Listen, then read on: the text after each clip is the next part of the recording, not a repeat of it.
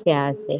પણ અત્યારે આપણે સંસ્કૃતમાં શરીરના અંગોને શું કહેવાય એ આપણે સંસ્કૃત અને ગુજરાતીમાં સમજવાનું છે. હલો. સ્પીકર જેનું શરૂ હોય ને એ બેટા બંધ કરી દેજો બરાબર એટલે ઘર નો અવાજ છે ને અહિયાં ના આવે. બીજો પાઠ છે આપણો દક્ષિણ પાદમ. દક્ષિણ પાદમમાં તમને થોડાક એક્સરસાઇઝ ના દાવ બતાવવામાં આવ્યા છે સંસ્કૃતમાં કેવી રીતે કરાય તેમ.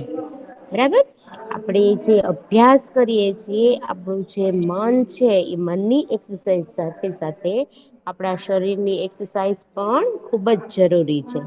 તો આપણે તંદુરસ્ત અને સ્વસ્થ રહી શકીએ છીએ. તો બીજા પાઠમાં આપણે થોડા કસરત ના દાવ સંસ્કૃતમાં ભણવાના છે. ત્રીજો પાઠ છે કરોમી. કરોમી એટલે કે જો પહેલા સત્રમાં આપણે કરોતી પાઠ શીખી ગયા બરાબર. તો આ કરોતી પાઠ છે એ જયારે વ્યક્તિ પોતે પોતાના વિશે જેમ કે સચિન છે તો સચિન પોતે એમ કેતો હતો કે સચિન ને સચિન રમે છે તો આ વ્યક્તિ જે છે ઈ પોતાના માટે કે છે ત્યારે કરોમી અને બીજાના માટે કે છે ત્યારે કરો તી શબ્દ વપરાય છે. ચોથો પાઠ છે પહેલિકા. પહેલિકામાં તમને સંસ્કૃતમાં થોડાક ઉખાણા આપેલા છે. એટલે કોઈ પણ વસ્તુ નો જવાબ હોય એની તમને ટીપ્સ બે ત્રણ વાક્યમાં આપવી હોય ને એમ કીધું હોય કે ઈ કોણ તો આપણે એનો જવાબ દેવાનો છે. બરાબર તો આ ચોથા પાઠમાં છે. પછી આપણે જોઈએ તો પાંચમો પાઠ. તો પાંચમા પાઠમાં છે મમ વિદ્યાલય. મમ વિદ્યાલયમાં બે મિત્રો છે અનિલ અને રાજીવ. એમાંથી એક મિત્ર છે એ પોતાના મિત્રને પોતાની શાળા બતાવે છે. તમારો કોઈ ભાઈ હોય ફ્રેન્ડ હોય તમારા ઘરે આવ્યો હોય ને તમે કેમ શાળા દેખાડો છો કે મારું મારી શાળામાં પ્રાર્થના હોલ ક્યાં છે પછી લાઈબ્રેરી ક્યાં છે બગીચો ક્યાં છે રમત નું મેદાન ક્યાં છે રિસેસ ક્યારે પડે છે ક્યારેક સ્કૂલે આવીએ છીએ અને સ્કૂલેથી કેટલા વાગે આપણે છૂટીએ છીએ એ બધી બાબતો જે છે એ આપણે સંસ્કૃતમાં વાર્તાલાપ દ્વારા શીખવાનું છે સંવાદ દ્વારા શીખવાનું છે પછી છે છઠ્ઠો પાઠ ભવતું ભારતમ ભવતું ભારતમમાં આપણા ભારત દેશની વિશિષ્ટતાઓ એટલે ભારત દેશ છે એ નીતિ નિયમો વાળો છે સંસ્કૃતિ વાળો છે કર્મ અને ધર્મમાં આગળ છે અસ્ત્ર શસ્ત્રમાં આગળ છે તો આવી રીતે ભારત દેશના સંસ્કાર અને સંસ્કૃતિ વિશે આ પાઠમાં આપણે શીખવાનું છે પછી છે સુભાષિત સુભાષિત એટલે સારું બોલનાર બરાબર તો સારું શું છે એટલે બે લાઈનમાં તમને સુભાષિત આપેલું હોય અને એનો વિસ્તારથી એની સમજ મેળવવાની હોય જેમ કે ગુજરાતીમાં તમે વિચાર વિસ્તાર લખો છો બરાબર અર્થ વિસ્તાર જેને તમે કહો છો વિચાર વિસ્તાર કરો છો આ સુભાષિત છે એ બે લીટીના છે અને ઈ આપણેે શીખવાના છે પછી નો પાઠ આઠમો છે જન્મો દિનોત્સવ જન્મો દિનોત્સવમાં એક વિદ્યાર્થી છે એનો જન્મ દિવસ હોય અને કેવી રીતે એ પોતાની શાળામાં જન્મ દિવસ ઉજવે છે શું કરે છે કેવી રીતે શિક્ષકો ના આશીર્વાદ લે છે એના જન્મ દિવસે એની જે ફ્રેન્ડ છે સહેલી છે ઈ એને ડેકોરેશનમાં અને એમ કેવી રીતે મદદ કરે છે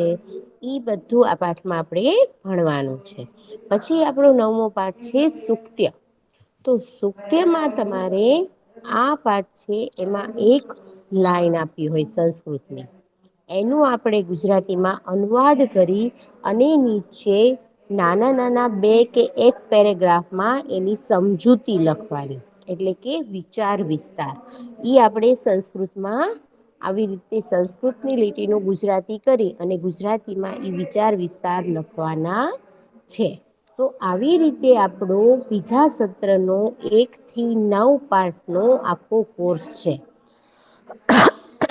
બધાને સમજાઈ ગયો ને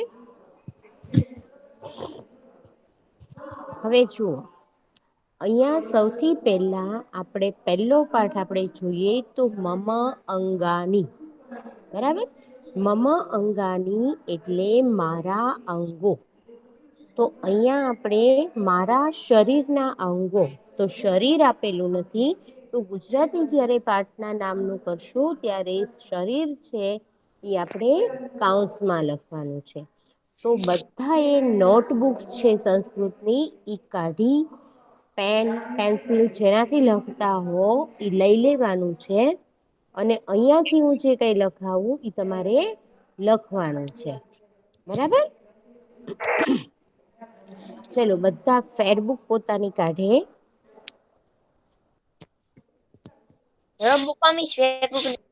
ફેરબુકમાં લખવાનું છે બેટા.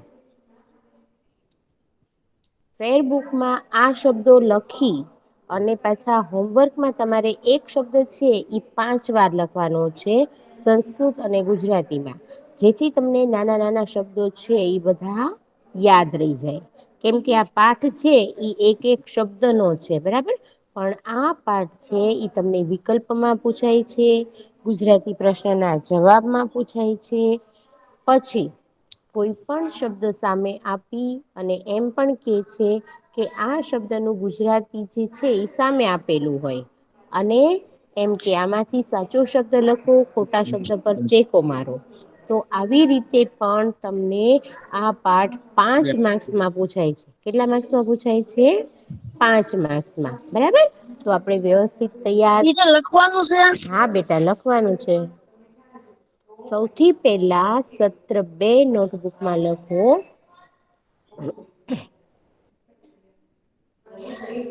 અને પછી પાઠ 1. પાઠ 1.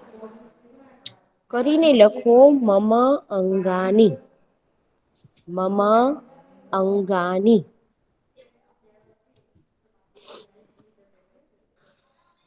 એની બાજુમાં કૌંસમાં લખો મારા. મારા. પછી કાઉન્સમાં એ કાઉન્સની અંદર જ કાઉન્સ કરો. અહિયાં તમે લખો છો મારા. પછી પાછા કાઉન્સમાં લખો શરીરના. શરીરના. પછી કાઉન્સ તમે પૂરો કરી નાખો. બરાબર. પછી કાઉન્સ પૂરો કરી નાખો. અને પછી લખો અંગો. મારા શરીરના અંગો. ચાલો આટલું લખી લીધું દરેક વિદ્યાર્થી એ. સૌથી પહેલા સંસ્કૃતમાં નામ લખવાનું છે મમ અંગાની. એની સામે તમારે લખવાનું છે મારા. કૌંસમાં શરીરના કૌંસપુરો અંગો. બરાબર દરેકને થઈ ગયું છે. ઓકે. ચાલો હવે પછી તમે લખો પેલો શબ્દ. સૌથી પહેલો શબ્દ લખો દંતા. દંતા. ક્યાં? અહિયાં જો મેં લાલ લીટી કરી છે બેટા દેખાય છે સ્ક્રીન પર. હા દેખાય છે. ઓકે દંતા. પછી એની સામે બરાબર કરી અને ગુજરાતીમાં લખવાનું છે. દાંત. દંતા. એની સામે બરાબર કરી અને ગુજરાતીમાં એનો. અર્થ લખવાનો છે દાંત. બરાબર. એવી જ રીતે અહિયાં આપેલા સંસ્કૃતના દરેક શબ્દ સંસ્કૃત. અને એની સામે બરાબર કરી અને આપણે ગુજરાતીમાં એને શું કહેવાય ઈ આપણેે લખવાનું છે. એની પછી નો શબ્દ લખવો ઓષ્ઠ. ઓષ્ઠ. એની પછીનો શબ્દ લખવો ઓષ્ઠ.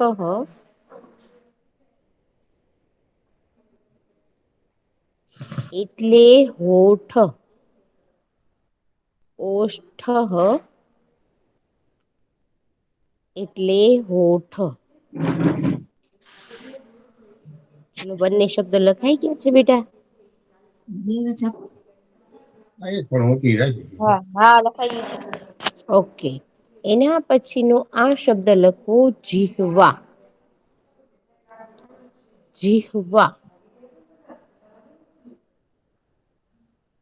જીહવા. એમાં લખવું જીભ બરાબર કરી અને એની સામે ગુજરાતીમાં લખવું જીભ.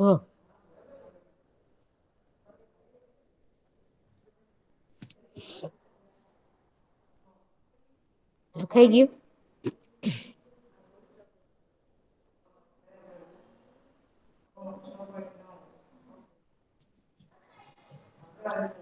એની પછી નો શબ્દ લખો લલાટમ. જો દરેક શબ્દની નીચે અંડરલાઈન કરું છું ઈ શબ્દ તમારે લખવાનું છે. બરાબર. એની પછી લખો લલાટમ. લલાટમ બરાબર કરીને કરું લલાટમ એટલે કપાળ. લલાટમ એટલે કપાળ. હજી કોઈક નું સ્પીકર શરૂ હોય એવું લાગે છે બેટા. બંધ કરી દયો નહીતર અવાજ છે ને એ પાછો સંભળાશે નહી. લલાટમ એટલે કપાળ લખાઈ ગયું છે.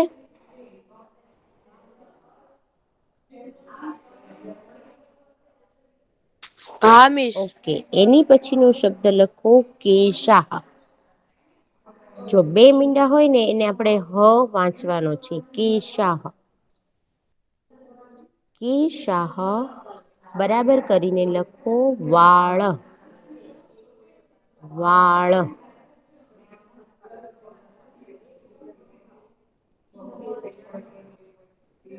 બરાબર એની પછી નો શબ્દ લખો નેત્રમ. એના પછીનો શબ્દ લખો નેત્રમ.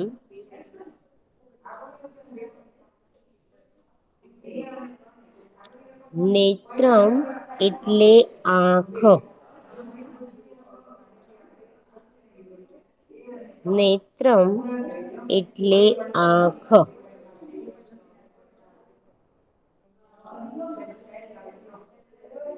એની પછી નો શબ્દ લખો કર્ણહ. કર્ણહ.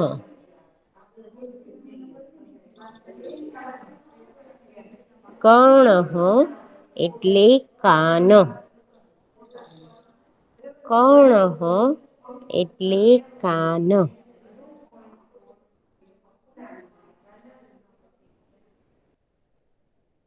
લખાઈ ગયું છે બેટા.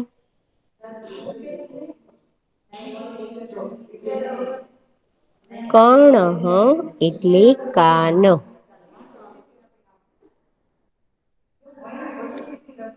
એના પછીનો શબ્દ છે નાસિકા. નાસિકા એટલે નાક. નાસિકા એટલે નાક.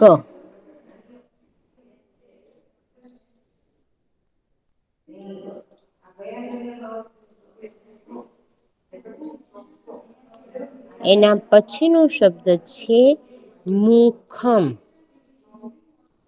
મુખમ એટલે મોઢું. મોઢું અથવા અથવા બે માંથી ગમે તે શબ્દ તમે લખી શકો છો બરાબર. પછી છે ગ્રીવા. પછી નો શબ્દ છે ગ્રીવા. બધાને બરાબર લખાઈ જાય છે ને બેટા કોઈને બાકી નથી રેતું ને.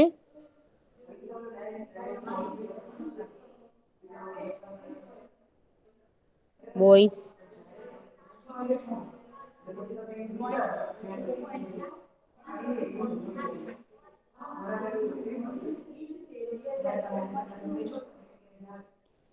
135 નંબર.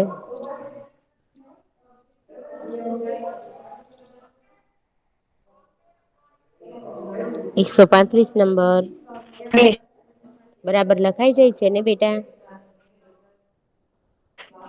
હા. ઓકે ચલો ગ્રીવા એની સામે બરાબર કરીને લખો ડોક ડોક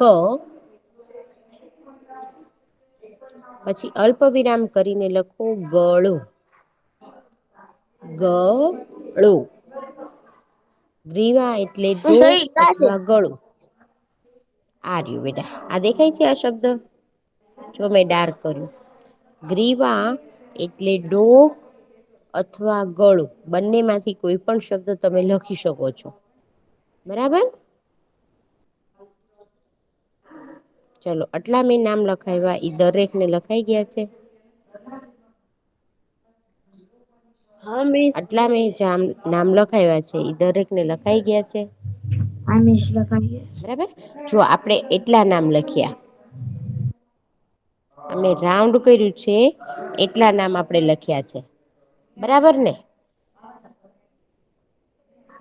બધાને લખાઈ ગયા આટલા નામ હવે જો તમને પરીક્ષામાં એમ પૂછાય મસ્તકના અંગોના નામ લખો તો તમારે આ બધા નામ પ્રશ્ન ગુજરાતીમાં હોય તો તમારે બધા નામ ગુજરાતીમાં જવાબમાં લખવાના છે બરાબર જેમ કે દાંત હોઠ કપાળ વાળ આંખ કાન નાક મોઢું ગરદન અને જીભ આ બધા જે નામ છે એ કયા છે મસ્તકના અંગોના નામ છે કયા છે કયા છે બોઈસ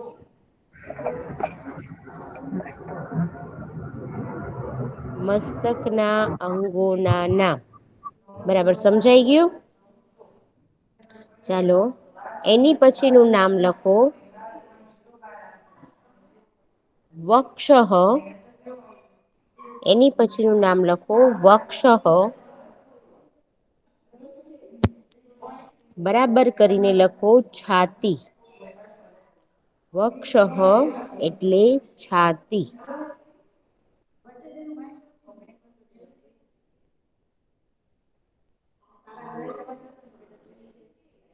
એના પછીનો શબ્દ લખો ઉદરમ એના પછીનો શબ્દ લખો ઉદરમ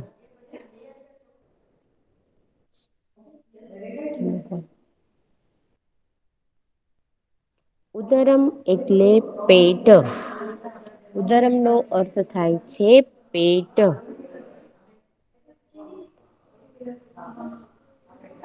બરાબર આ બંને નામ લખી લીધા તમે લોકોએ હા આ બંને નામ છે ઈ ધડના અંગોના નામમાં આવશે કેમ આવશે તમને એમ પૂછાય મસ્તકના અંગોના નામ લખો તો આપણે જોયું પછી તમને બીજો પ્રશ્ન એવું પૂછાય કે ધડના અંગોના નામ લખો તો તમારે આ બે નામ ગુજરાતીમાં લખવાનું અથવા તો તમને મસ્તક ધડ અને હાથ પગ બંનેના નામ તમને ભેગા આપેલા હોય અને એમ કે મસ્તક ધડ અને હાથ પગના નામો અલગ કરીને લખો તો તમારે અલગ અલગ રીતે લખવાનું રહેશે સંસ્કૃતમાં આપેલું હોય તો સંસ્કૃતમાં લખવાનું ગુજરાતીમાં પૂછ્યું હોય તો ગુજરાતીમાં લખવાનું સૂચના બરાબર વાંચી અને કામ કરવાનું છે બરાબર તો આ બંને નામ છે એ શેમાં આવશે ધડના અંગોના નામમાં આવશે સમજાઈ ગયું દરેક ને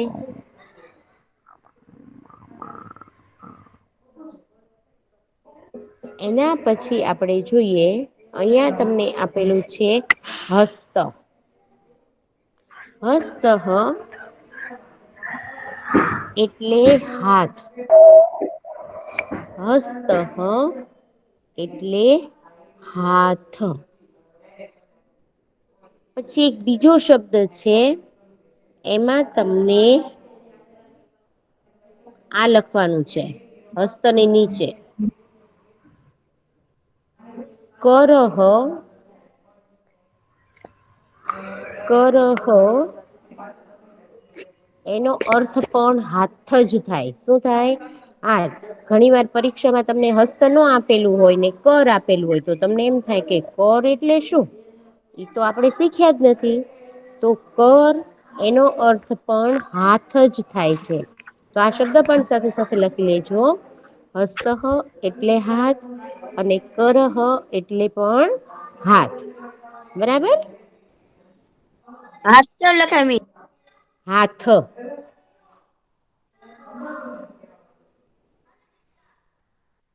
પછીનો આ શબ્દ છે કરતલમ.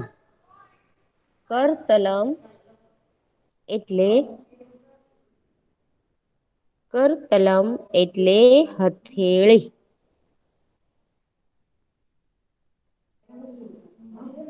કરતલમ એટલે હથેળી પણ તમે લખી શકો છો. અને હાથની હથેળી એમ પણ લખી શકો છો. બરાબર. હથેળી પછી અલ્પ વિરામ કરી અને પાછો બીજો અર્થ લખો. હાથની હથેળી. હાથની હથેળી. ચાલો એટલું લખાઈ ગયું તમારે. તેને તે લખાય.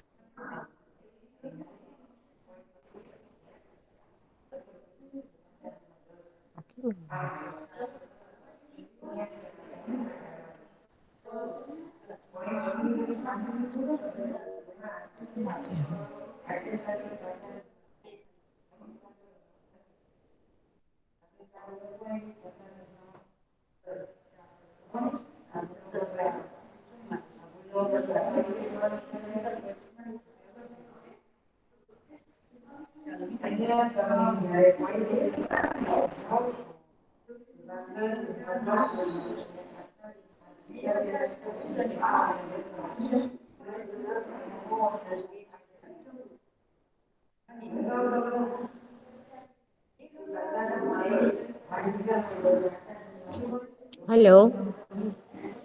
બોઈસ. બોલો મિસ. હા. એના પછીનો શબ્દ છે ઈ તમારે લખવાનો છે. એના પછી નો શબ્દ તમે લખો પાદહ. એના પછી નો શબ્દ લખો તમે પાદહ. એટલે પગ. હા મિસ. પાદહ.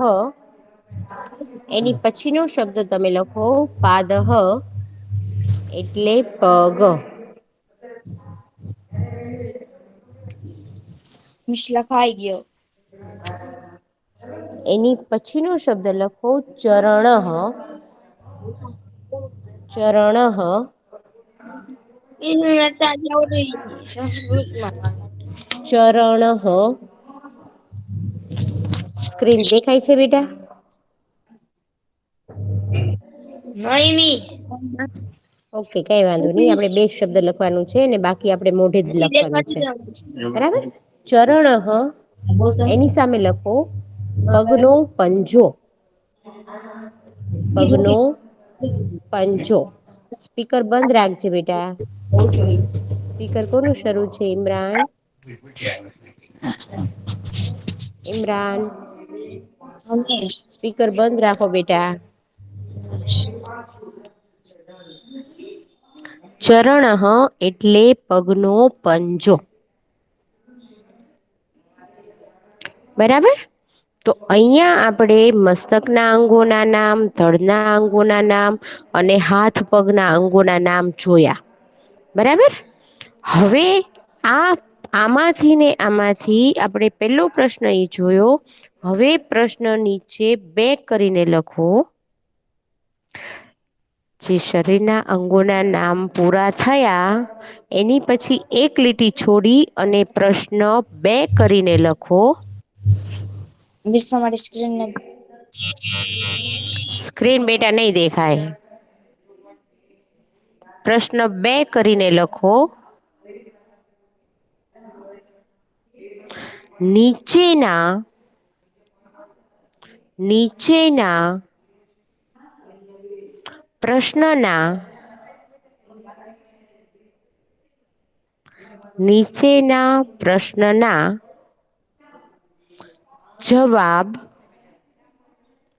જવાબ ગુજરાતીમાં ગુજરાતીમાં લખો.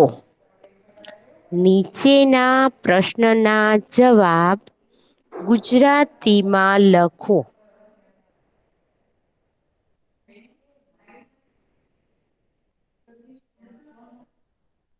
લખાઈ ગઈ સૂચના દરેકને?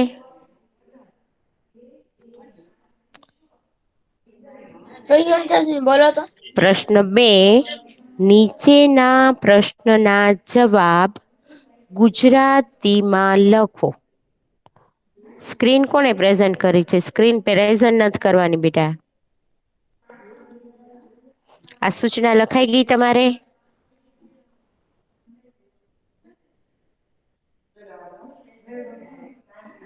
એમાં પ્રશ્ન 1 લખો. પ્રશ્ન 1 કરીને લખો.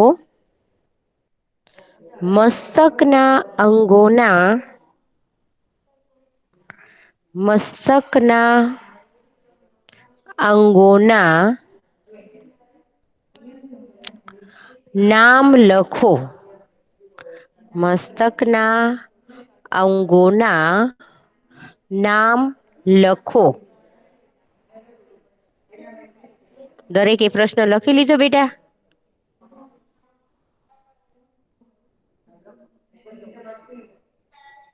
ઓકે. હા. તો એમાં જવાબ લખો. વાળ. એમાં જવાબ લખો વાળ. મોઢે લખતા નથી આવડતું. હે? હાલો બેટા. લખતા નથી આવડતું. એવું છે? લખતા નથી ઓકે. તો આવડતું. હા. એવું કરો. અત્યારે ખાલી હું છે ને તમારી પાસે જવાબ માંગુ છું. 129 નંબર. હા. 129 નંબર. ચાલો, મસ્તકના અંગોના નામ કયા કયા છે મેં લખાવ્યા એમાંથી? બોલો તો.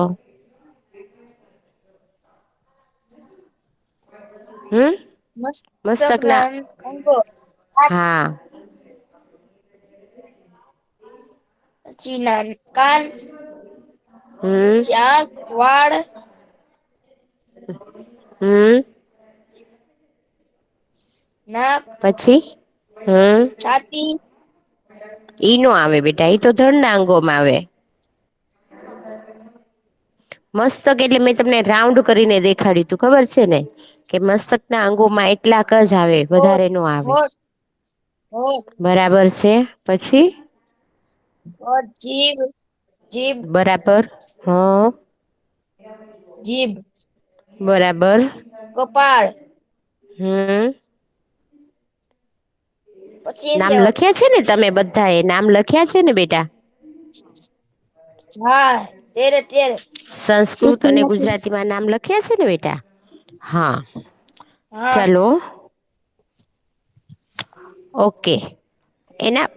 એના પછી 98 નંબર. આમાં આ પ્રેઝન્ટ છે ને, એમાં થોડાક જ નંબર છે. 135, 29, 83, 136 અને 98. બાકીના રોલ નંબર નથી આવ્યા બેટા, એટલે પછી મિસ તમને કેવી રીતે પૂછે? એવું થાય ને. ચાલો, રિયાન ખાનનો 98 નથી નંબર. આવ્યો. 98 નંબર.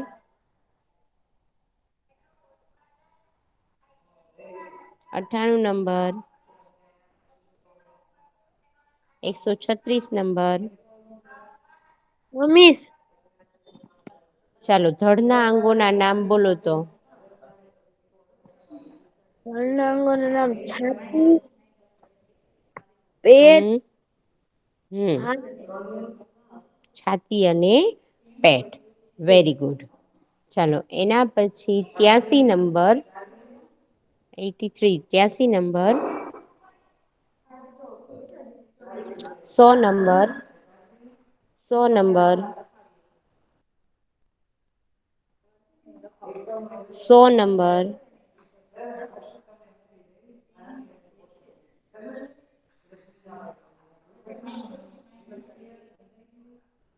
100 નંબર પ્રેઝન્ટ છે બેટા? હા એકસો મિસ. પાંત્રીસ નંબર. ઓલા હા, તો 100 નંબર બોલો બેટા. હાથ પગના અંગોના નામ. નિષ્કેના હાથ પગ હાથ પગ ના અંગોના નામ. આપડે જે હમણાં લખીએ ને. હસ્ત સ્ક્રીન પ્રેઝન્ટ નથી કરવાની બેટા કોઈએ. કરતલમ. હા આપડે એને હસ્ત ગુજરાતીમાં લખ્યા છે ને એટલે ગુજરાતી માં બોલવાનું છે બેટા. હાથ હથેળી. હાથ હાથની હથેળી પછી. નેમિષકોણી. પગ પગ પગનો પંજો. પગનો પંજો સ્ક્રીન કોણે પ્રેઝન્ટ કરી છે. હાથ પગના અંગોના નામમાં હાથ. હાથની હથેળી પગ પગનો પંજો ને હાથ પગની. આંગળીઓ એવું આવી શકે છે બરાબર. તો અહિયાં આપણે જોઈએ કે આપણો લેક્ચર છે એ પૂરો થાય છે. આજે મેં તમને. સંસ્કૃત અને ગુજરાતીમાં જે શરીરના અંગોના નામ લખાવેલા છે. ઈ દરેક નામ એટલે એક નામ છે એ તમારે 5 વાર.